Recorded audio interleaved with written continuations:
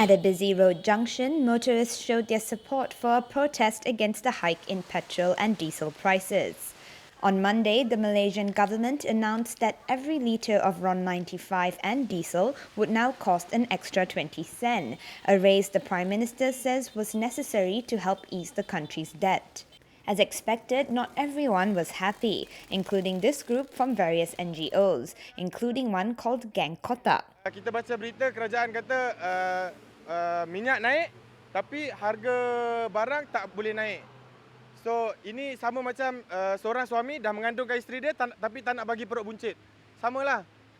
Kini TV spoke to some Malaysians on the street who seemed to share the protesters' concerns. Certainly, it's going to affect a general price increase in the price of foodstuff, public transport, and it's going to mean that the poor and the working class would have to be taxed a little bit more. Kebanyakan orang kata kenaikan 20% itu susah sikit lah. Sebab ada yang pendapatan rendah kan.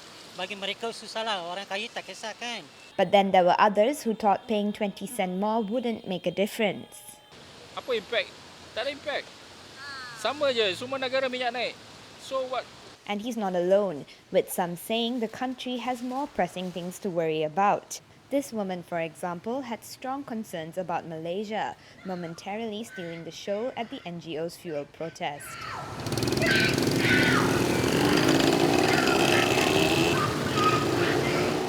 Naidu, Kini TV.